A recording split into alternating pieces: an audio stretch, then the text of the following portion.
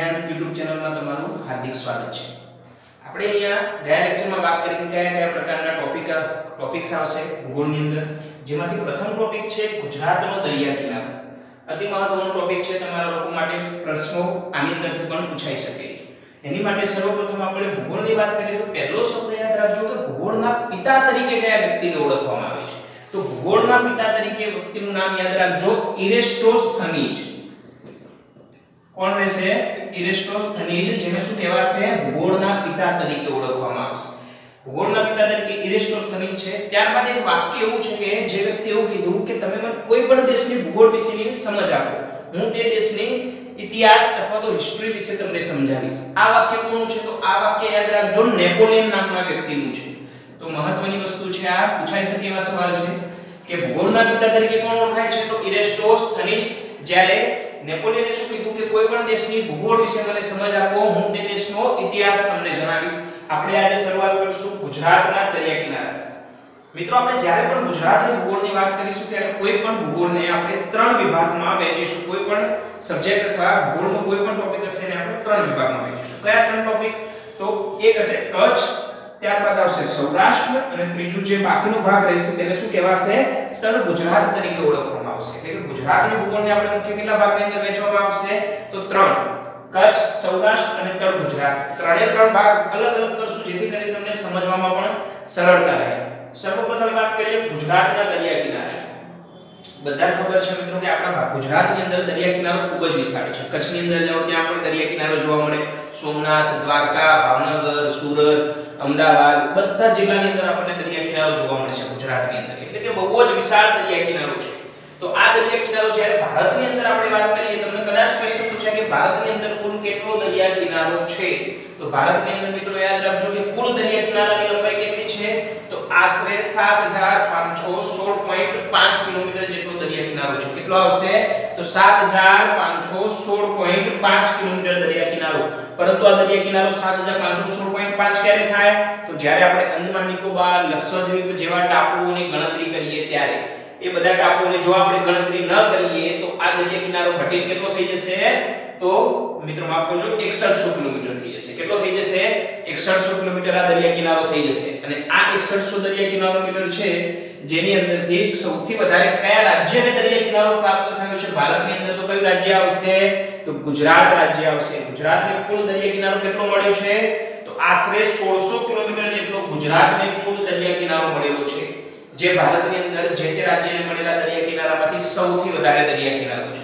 આ દરિયા કિનારાના આપણે કેટલા ભાગમાં વહેંચીશું? ગુજરાતની અંદર વાત કરીએ તો ત્રણ વિભાગની અંદર વહેંચવામાં આવશે, કચ્છ, બીજું સૌરાષ્ટ્ર અને ત્રીજું આવશે તળ ગુજરાત। તો આ ત્રણ વિભાગની અંદર ગુજરાતના દરિયા કિનારાને વહેંચવામાં આવશે। તો મિત્રો ફરીવાર યાદ રાખજો કે ભારતનો કુલ દરિયા કિનારો કેટલો છે? તો 7516.5 કિલોમીટર, જે ટાપુ સહિત ગણાશે અંદમાન નિકોબાર જેવા, અને એને ના ગણવામાં આવે તો કેટલો થઈ જશે? 6100 કિલોમીટર દરિયા કિનારો ભારતનો થઈ જશે। અને 6100 નું જો ઊંધું કરી દઈએ તો કોનો થઈ જાય? તો ગુજરાતનો દરિયા કિનારો, એટલે કે 1600 કિલોમીટર ગુજરાતના દરિયા કિનારાની લંબાઈ રહેશે। એને ત્રણ વિભાગમાં આપણે વહેંચીશું, કચ્છ, સૌરાષ્ટ્ર અને તળ ગુજરાતની વાત કરવામાં આવશે। કચ્છનો દરિયા કિનારો આપણે સર્વપ્રથમ જોઈશું। કચ્છ બધાને ખબર છે કે ગુજરાતની અંદર સૌથી મોટો વિસ્તારની દ્રષ્ટિએ જિલ્લો હોય તો કયો જિલ્લો આવશે? તો કચ્છ જિલ્લો। તો જેટલો જિલ્લો મોટો એટલો દરિયા કિનારો પણ કેટલો મળે એને? તો વધારે મળે। એટલે ગુજરાતની અંદર કોઈ જિલ્લાને સૌથી વધારે દરિયા કિનારો પ્રાપ્ત થયો હોય તો કયો જિલ્લો આવશે? કચ્છ જિલ્લો। કેટલા કિલોમીટર છે? તો યાદ રાખજો મિત્રો, 406 કિલોમીટર જેટલો દરિયા કિનારો છે। કયા જિલ્લાનો? તો કચ્છ જિલ્લાનો। ખાલી 406 કિલોમીટર જેટલો દરિયા કિનારો કયા જિલ્લાને મળેલો છે? તો કચ્છ જિલ્લાને મળેલો છે। આ 406 કિલોમીટરની અંદર માંડવી થી લઈને જખૌ સુધી આ દરિયા કિનારો વિસ્તરેલો છે। માંડવી થી લઈને ક્યાં સુધી વિસ્તરેલો છે? તો જખૌ સુધી વચ્ચે છે। તો કંડલા, મુન્દ્રા જેવા બંદરોની પણ ગણતરી થઈ જશે કચ્છની અંદર। ત્યારબાદ આપણે વાત કરીએ મિત્રો કચ્છની અંદર બીજી કઈ વિશેષતાઓ છે આ દરિયા કિનારાની અંદર? તો કચ્છની અંદર એક બીજી વિશેષતા યાદ રાખજો કે આ જે આપણો કચ્છનો દરિયા કિનારો છે ને, ત્યાં જંગલોનો વિકાસ થયો છે। જે જંગલો કયા નામે ઓળખાશે? તો મેંગ્રોવના જંગલો તરીકે ઓળખાશે। શેના જંગલો આવશે? મેંગ્રોવના જંગલો કહેવાશે। હવે મેંગ્રોવના જંગલો એની અંદર શું ખાસિયત હોય આપણને ખ્યાલ હોવી જોઈએ। તો મેંગ્રોવના જંગલોની પહેલી ખાસિયત યાદ રાખજો કે એમાં વૃક્ષો શેના હોય? તો મેંગ્રોવના જંગલોમાં શેના વૃક્ષો આવશે? તો ચેરના વૃક્ષો આવશે। અહીંયા મિત્રો ભૂલ ના કરતા ચેરના વૃક્ષો આવશે, ચીડના વૃક્ષો લખીને ના આવતા. શેના આવશે?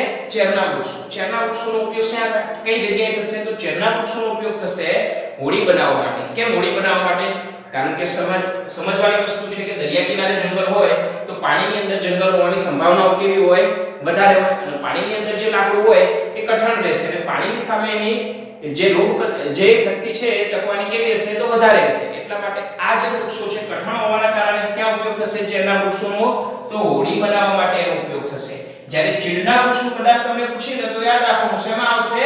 તો ટર્પેન્ટાઇન બનશે એમાંથી. ચીડના વૃક્ષમાંથી શું મળશે? તો તમને ટર્પેન્ટાઇન મળી રહેશે. આ મેંગ્રોવના જંગલોની અંદરથી મળતા વૃક્ષો થયા. કયા વૃક્ષો આવશે? ચેરના વૃક્ષો. તમને ક્વેશ્ચન પૂછાય કે ગુજરાતમાં સૌથી વધારે મેંગ્રોવના જંગલો કયા જિલ્લામાં છે? તો કયો જિલ્લો લખવાનો? કચ્છ જિલ્લો લખવાનો.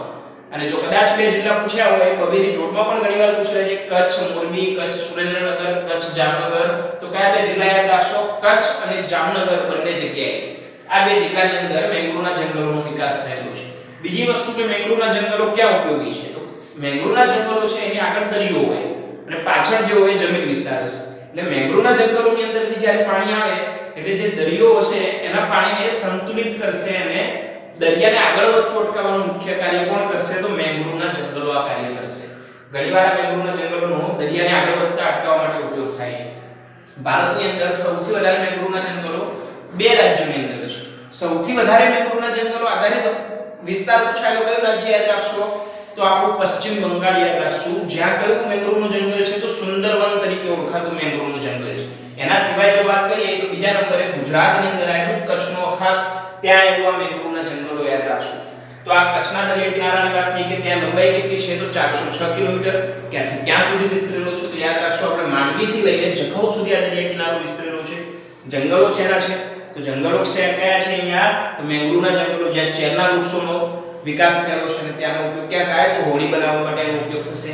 અને સૌથી વધારે ગુજરાતની અંદર કયા જિલ્લામાં દરિયા કિનારો છે? તો કચ્છ જિલ્લાની અંદર દરિયા કિનારો રહેલો છે. ત્યારબાદ વાત કરીએ આપણે સૌરાષ્ટ્રના દરિયા કિનારાની. સૌરાષ્ટ્ર દરિયા કિનારો આપણે શરૂઆત કરશું તો અહીંયાથી આપણે સુરેન્દ્રનગર અને મોરબી, જામનગર, પોરબંદર થઈને આપણે ટોટલ દરિયા કિનારાની લંબાઈ આવશે 843 કિલોમીટર. કેટલા કિલોમીટર લંબાઈ આવશે? 843 કિલોમીટર આપણે સૌરાષ્ટ્ર દરિયા કિનારાની લંબાઈ રહેશે. સૌરાષ્ટ્ર દરિયા કિનારાની અંદર પહેલી વસ્તુ આપણે યાદ રાખશું અહીંયા કે આ કઈ જગ્યા છે? તો આપણને બધાને ખબર છે, નકશો જોયો હશે કે આ છે કચ્છનો અખાત અને આ શું છે? તો આ છે અરબ સાગર.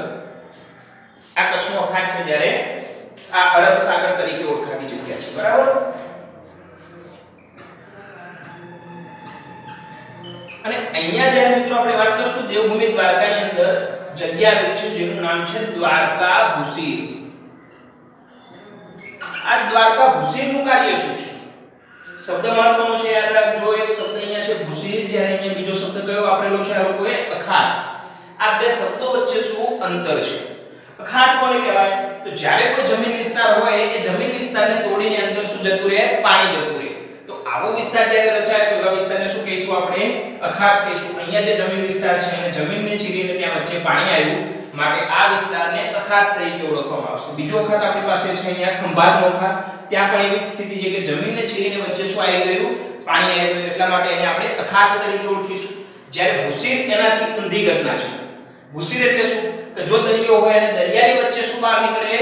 તો જમીન બહાર નીકળે તો આવી જગ્યાને શું કહેવાશે? ભૂશીર તરીકે ઓળખવામાં આવશે. અહીંયા કયો ભૂશીર છે? તો દ્વારકા ભૂશીર. અને આ દ્વારકા ભૂશીરનું મહત્વનું કાર્ય શું? તો કે દ્વારકા ભૂશીર છે અરબ સાગર અને કચ્છના અખાતને શું કરશે? તો અલગ કરવાનું કાર્ય કરશે. તો મહત્વની વસ્તુ યાદ રાખજો કે કચ્છના અખાત અને અરબ સાગરને કોણ અલગ કરે છે? તો દ્વારકા ભૂશીર. કયા જિલ્લામાં? દેવભૂમિ દ્વારકા જિલ્લાની અંદર આવેલું છે.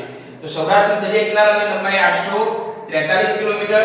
કચ્છનો અખાત, દ્વારકા ભૂશીર, કચ્છનો અખાત અને અરબ સાગરને દ્વારકા ભૂશીર અલગ કરશે. સૌરાષ્ટ્ર દરિયા કિનારામાં આવેલો સૌથી મોટો ટાપુ કયો? અથવા તો ગુજરાતની અંદર આવેલો સૌથી મોટો ટાપુ કયો? તો યાદ રાખજો કે કયો ટાપુ આવશે?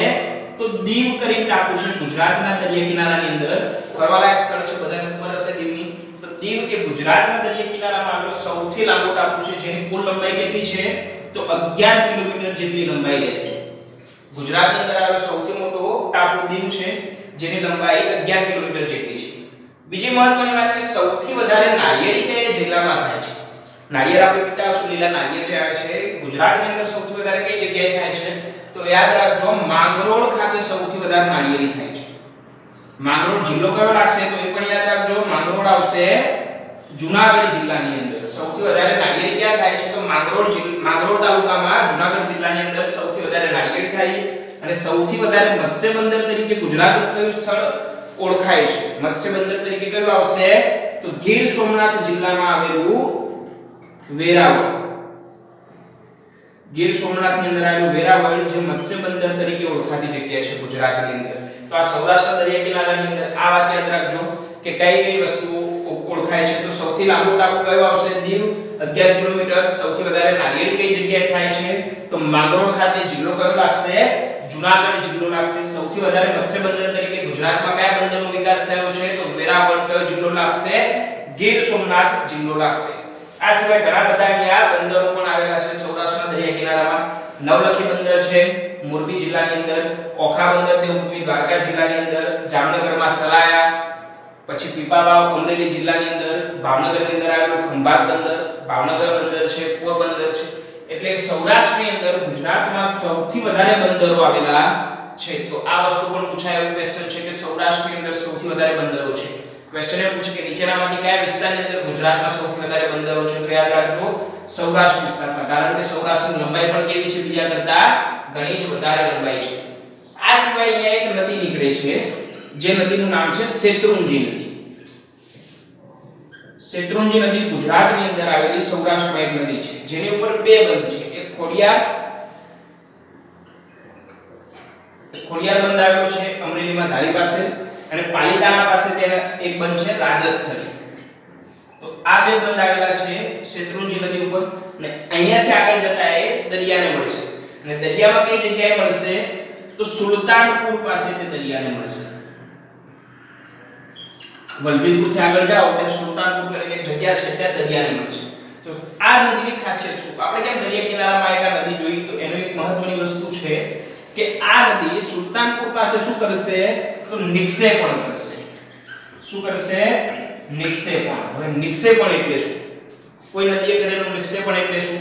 તો આપણને ખબર છે કે ગુજરાત અને ભારતની સંસ્કૃતિ કેવી સંસ્કૃતિ છે? તો આપણે માતૃ પ્રદાન કરી શકાય, પૂજનીય છે. આપણા દેશની અંદર માતાઓ પૂજનીય છે એવું કહી શકાય.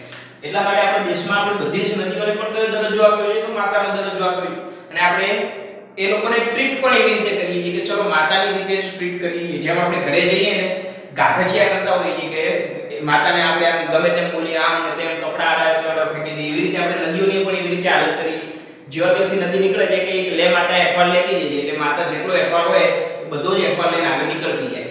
તો એવી જ રીતે આપણે જ્યારે અહીંયા શેત્રુંજી નદી જે પેલી ગંદકી અંદર થઈ હોય નદીઓની અંદર, એ બધી જ ગંદકી હોય એ જ્યારે દરિયાને મળે એટલે દરિયો કોઈ પણ વસ્તુ પોતાની પાસે એનો સંગ્રહ કરી શકે નહીં, કારણ કે દરિયાનો પ્રવાહ બહારની તરફ હોય. એટલે જે પણ ગંદકી અથવા તો જે કઈ કચરો હોય બધો ક્યાં ભેગો થાય? તો દરિયા કિનારે ભેગો થાય. આ દરિયા કિનારે ભેગા થયેલા કચરાને જે તે નદીનું શું કહેવાશે? તો નિક્ષેપણ કરેલું કહેવાશે. એટલે નદી જ્યારે દરિયામાં ભળશે ત્યારે ત્યાં ખાલી ને ખાલી પાણી જશે, બાકીનો જે કચરો હશે ત્યાં દરિયા કિનારે જ ભેગો થશે. અને આ તમામ ઘટનાને શું કહેવાશે? તો નિક્ષેપણ કહેવાશે. તો તમને ક્વેશ્ચન પૂછાય કે શેત્રુંજી નદીએ કઈ જગ્યાએ દરિયામાં નિક્ષેપણ કર્યું છે? તો કઈ જગ્યા આવશે? સુલતાનપુર પાસે શેત્રુંજી નદીએ દરિયામાં નિક્ષેપણ કરેલું છે.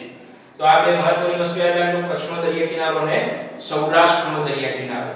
ત્યારબાદ સૌથી અંતિમમાં આવેલો દરિયા કિનારો એટલે કયો દરિયા કિનારો? તો તળ ગુજરાતનો દરિયા કિનારો.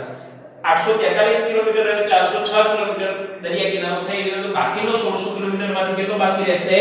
351 કિલોમીટર દરિયા કિનારાની લંબાઈ બાકી રહેશે, જે આવશે તળ ગુજરાતનો દરિયા કિનારો. તળ ગુજરાતના દરિયા કિનારાની અંદર પહેલી જ વસ્તુ યાદ રાખજો, ગુજરાતની સૌથી લાંબી નદી કઈ આવશે? તો સાબરમતી. હવે સાબરમતી નદી પણ ખંભાતના અખાતની અંદર જ્યાં મળશે ત્યાં શું કરશે? તો નિક્ષેપણ કરશે. સાબરમતી નદી ગુજરાતની સૌથી લાંબી નદી છે. હમણાં જ એક સર્વે થયો કે ગુજરાતની અંદર આવેલી નદીઓમાં સૌથી પ્રદૂષિત નદી કઈ? તો યાદ રાખજો, ગુજરાતની સૌથી પ્રદૂષિત નદી કઈ આવશે? તો કે સાબરમતી નદી, કારણ કે સૌથી લાંબી નદી છે એટલા માટે આ નદી સૌથી પ્રદૂષિત નદી તરીકે આ વખતે જાહેર થઈ. અને ગુજરાત ભારતની અંદર ચોથા નંબરે આવ્યું પ્રદૂષિત નદીઓની બાબતમાં. તો આ વસ્તુ પણ યાદ રાખજો. તો તળ ગુજરાતમાં આવેલી સાબરમતી નદી ખંભાતના અખાતની અંદર જે જગ્યાએ નિક્ષેપણ કરશે તે જગ્યાનું નામ શું આપ્યું છે તો કોપાલીની ખાડી. બહુ જ વાર આ સવાલ પૂછાઈ ગયો છે અને પૂછાવાની સંભાવનાઓ પણ વધારે છે એટલે આ વસ્તુ યાદ રાખજો કે ખંભાતના અખાતમાં કઈ જગ્યાએ સાબરમતી નદી નિક્ષેપણ કર્યું તો કઈ જગ્યાએ આવશે તો કોપાલીની ખાડી તરીકે આ વિસ્તાર ઓળખાશે.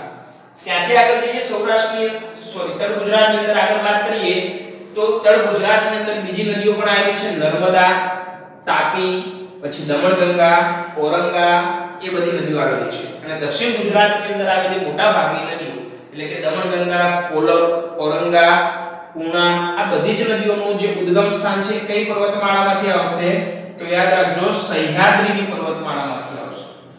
મોટા ભાગની નદીઓ કઈ પર્વતમાળામાંથી નીકળશે તો સહ્યાદ્રીની. અને સહ્યાદ્રીની પર્વતમાળામાંથી નીકળી અને તેનું સંગમ અંતે ક્યાં થશે તો ખંભાતનો અખાત અથવા અરબ સાગરની અંદર આ નદીઓ પડશે.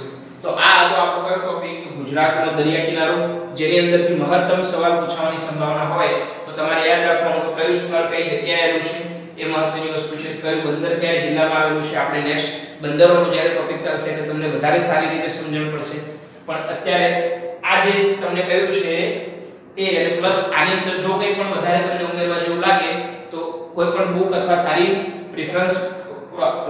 કોઈ પણ સારી બુકને પ્રિફર કરી અને એની અંદરથી જોઈ લેજો. પ્લસ આ આપણા મહત્તમ જે ટોપિક્સ છે આપણે કવર કરી લીધેલા છે.